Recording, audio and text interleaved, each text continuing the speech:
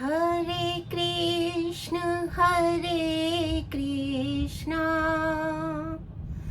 कृष्ण कृष्ण हरे हरे, हरे राम राम राम हरे हरे। हरे कृष्णा हरे कृष्णा। सभी भक्तजनों को मेरा दंडवत प्रणाम। आज मैं एक ऐसे विषय को लेना चाहती हूँ जिसके बारे में बहुत सारी सामाजिक रूप से चर्चा होती है और बहुत बार ऐसा होता है कि उस व्यवस्था को न समझ पाने के कारण बहुत सी भ्रांतियाँ समाज में उत्पन्न हो जाती हैं। मैंने भगवत गीता में पढ़ा कि वर्ण आश्रम व्यवस्था स्वयं भगवान कृष्ण के द्वारा बनाई गई। तो जो व्यवस्था स्वयं भगवान कृष्ण के द्वारा बनाई गई, वो जो आश्रम व्यवस्था थी, उस आश्रम व्यवस्था में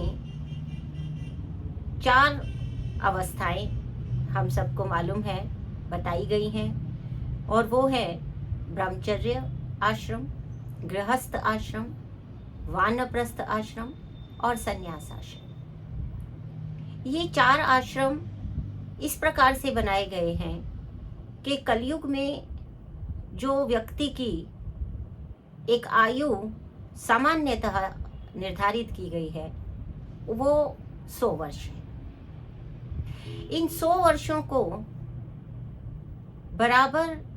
बराबर यदि विभक्त किया जाए तो 25-25 वर्ष चारों आश्रम में आते हैं। तो यहाँ पर मैं ये बताना चाहती हूँ कि आश्रम का वास्तविक अर्थ क्या है।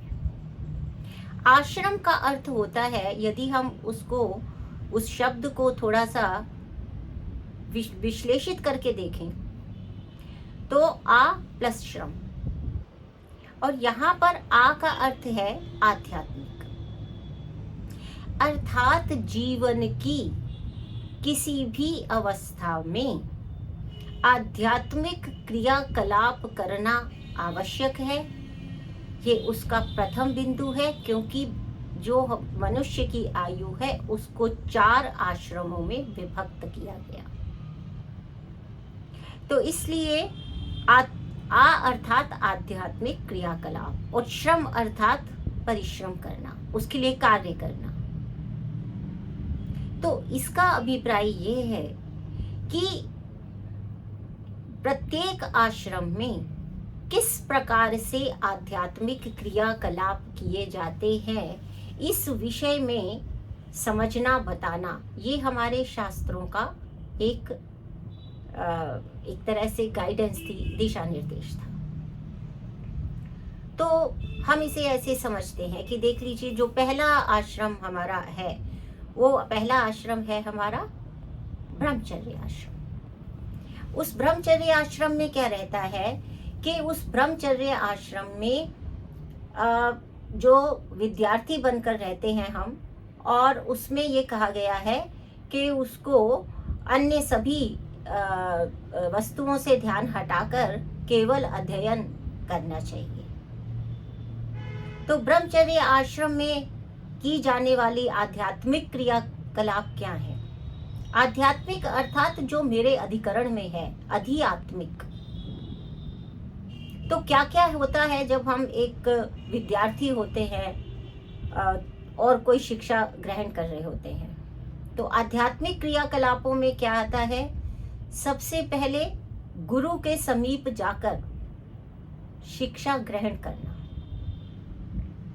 और कोई भी शिक्षा को ग्रहण करने के लिए जो नियमों की आवश्यकता होती है, जैसे कि अपने सोने और जागने के समय को नियमित करना, जैसे कि ब्रह्म मुहूर्त में उठना और अध्ययन करना, स्वाध्याय के लिए समय निकालकर उस समय निकालना जिस समय ब्रह्म मुहूर्त हो, क्योंकि ब्रह्म अर्थात ज्ञान को प्राप्त करने का जो सर्वोत्कृष्ट समय है, जो उत्तम समय है, वो ब्रह्म मुहूर्त है।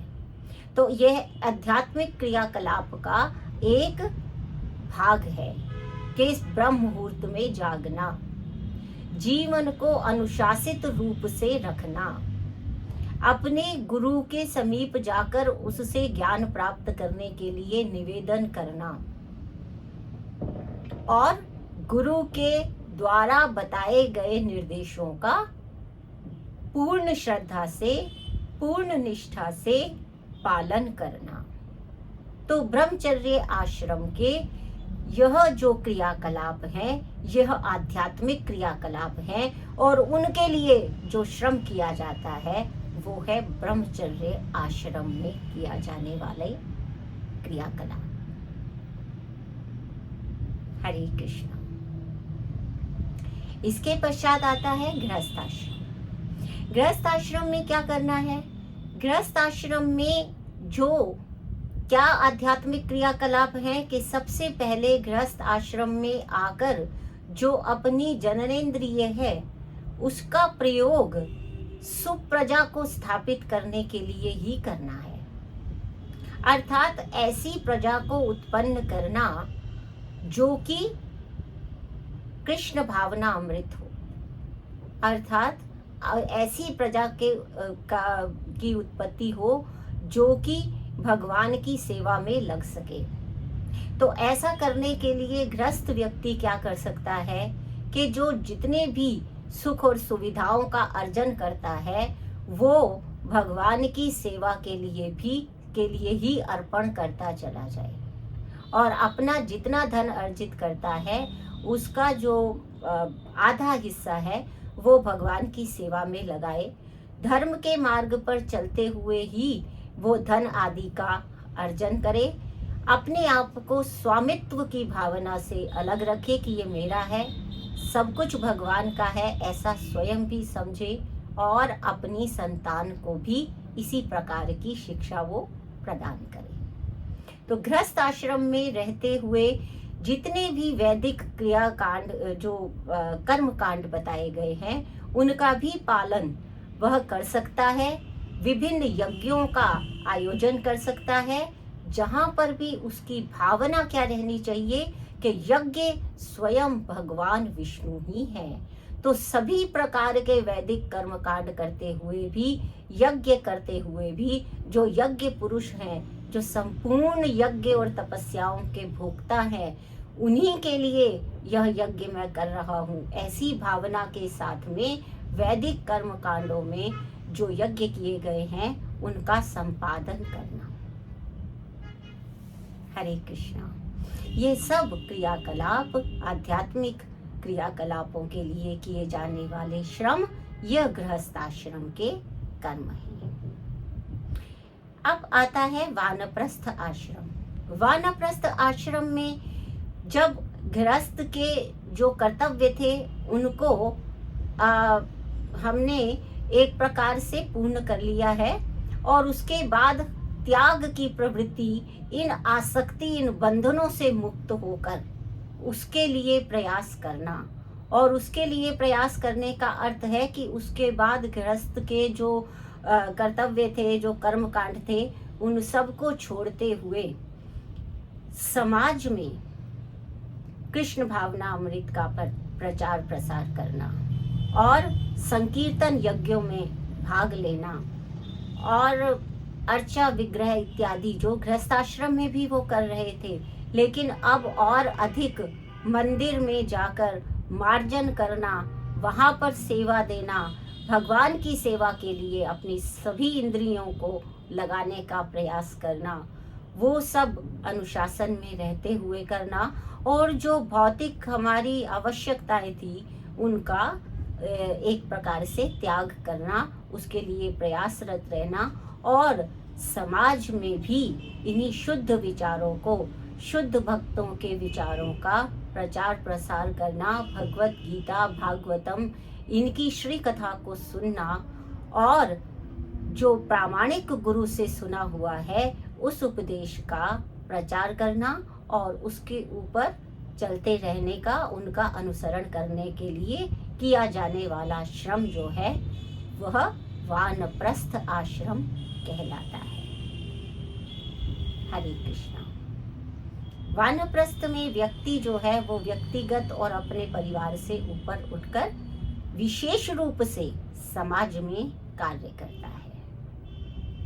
हरे कृष्णा। और अंतिम जो है वो संन्यास आश्रम है, जहां पर वो सभी प्रकार के सभी प्रकार की आसक्तियों से अलग होकर केवल भगवान के श्री चरणों में ही अपना ध्यान लगाने के लिए स्थिर हो जाता है और सभी भौतिक आसक्तियों से एकदम दूर होकर और वो केवल भगवान की भक्ति में ही लीन होने का प्रयास करता है।